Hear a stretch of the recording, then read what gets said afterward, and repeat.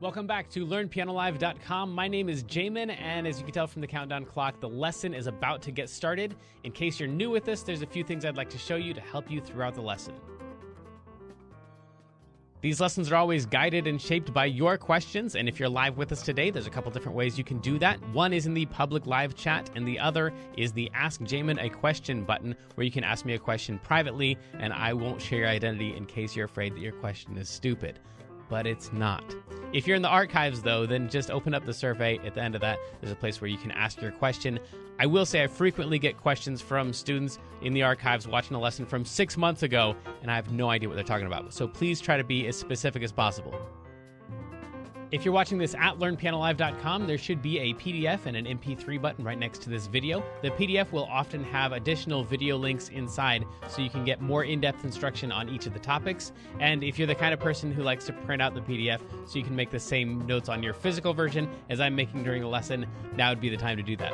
The MP3 is just a play-along track so you can practice more after the lesson.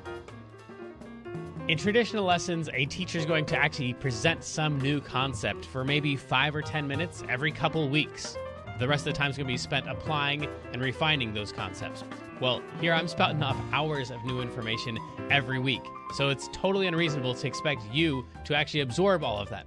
Instead, the goal of these live lessons is for you to find some little nugget of something that makes sense but is a bit of a challenge, and for you to go practice it, because practice is where all the improvement's going to happen.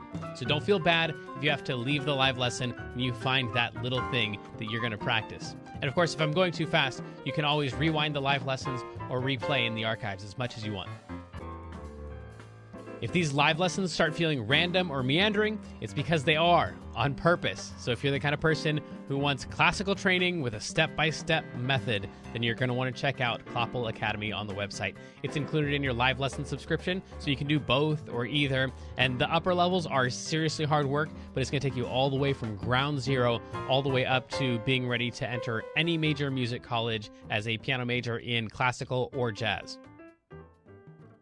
And finally, it's most people's favorite. This is application, where we take the past concepts from other live lessons and we see how they apply to an actual, real song that already exists. And since there's like 1,000 different ways to play any song, you're just going to work on the version that is appropriate for your level. So that might just mean playing one note at a time for right now. Or maybe you're working on chords or covering the full song. Or maybe you're just seeing how the song breaks down so you can better write and transcribe your own songs in the future. But whatever your level is, the goal is not this song. So even if you don't play the whole entire song, you'll get better by even attempting a little bit of it, and attempt it we shall.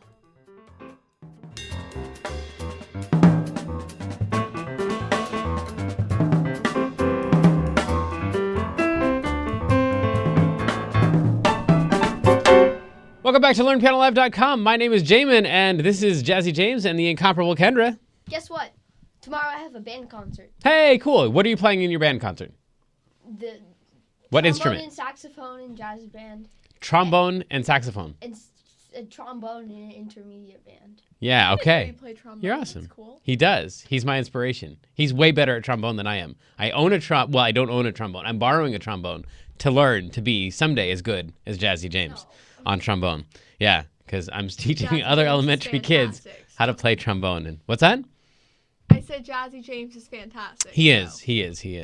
And today's his first day running the cameras. So congratulations, Jazzy James, and good luck over there. Let's play this song. Is the theme to The Office, which is, requested a lot, and I've avoided doing it because it's a song that I really like because I've heard it 30 trillion times. That's only a slight exaggeration. But it's, in case you haven't heard it before, it's the theme song to a show called The Office, and it goes...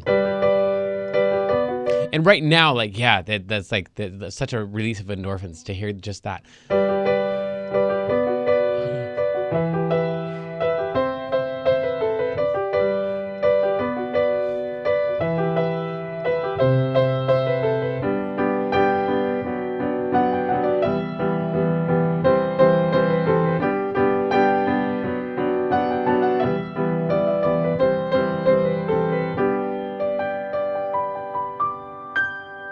We're going to do all of those notes. You can do all of them. I've had elementary students who have learned to play all the stuff that I just played It took them a while, but you can definitely learn how to do this. So let's start with this. The thing that's different about this one than most of the covers that we do is it's got a couple places where we need to play two notes at once. Usually I try to simplify that, but because it's so iconic to this song, we actually have to stick with it. It's a B and a D. So then let's talk about finding an A on the piano, because that's kind of like the starting point for all this. Any group of three black notes, like that group of three or that group of three, take the middle note and drag it a little bit to the right until you land on a white note. That's going to be an A every single time. So if that's an A, then that's a B.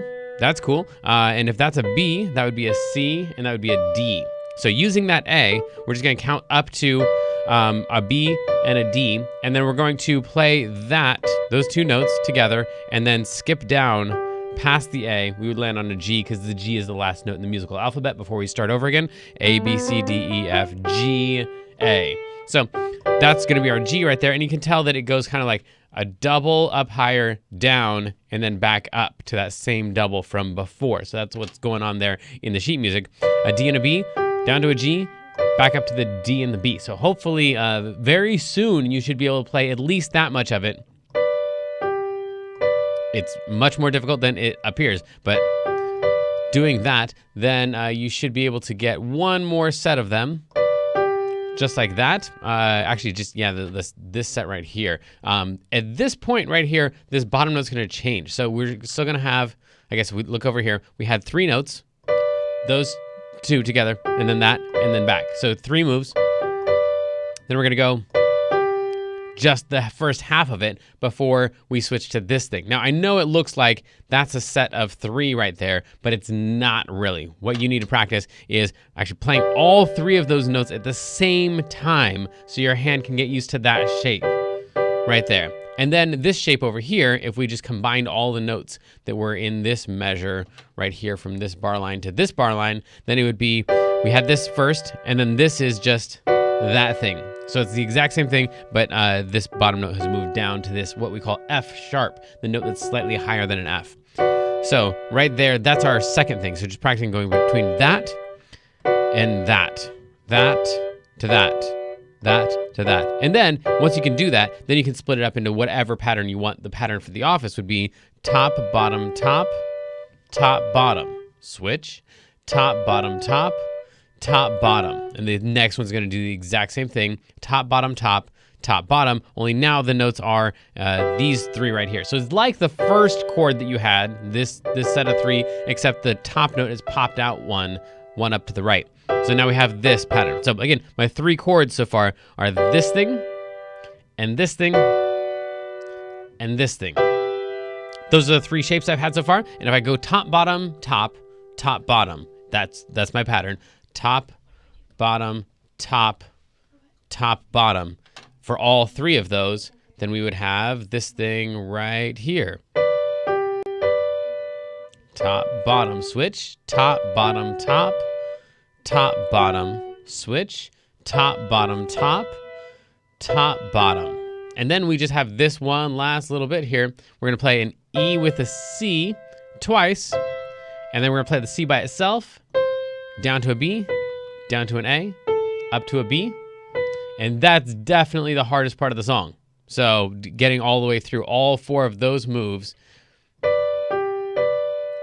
Top, bottom, switch, top, bottom, top, top, bottom, switch, top, bottom, top, top, bottom, switch, those two. And then getting right back into it.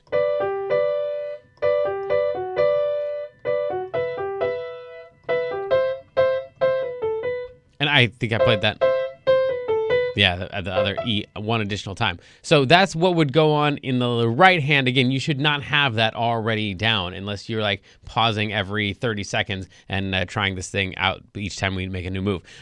So then we've got all of that happening in the right hand, and the left hand is just going to play what's called the roots of the chords, and those are listed here.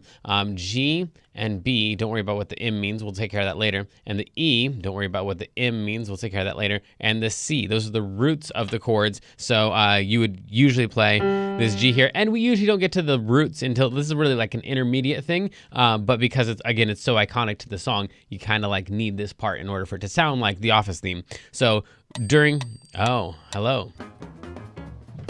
Hey our feature of the day, which today is the album of the day. The album of the day, yes, and I'm excited about this one. This one was very influential in my jazz growth, whatever that phrase is.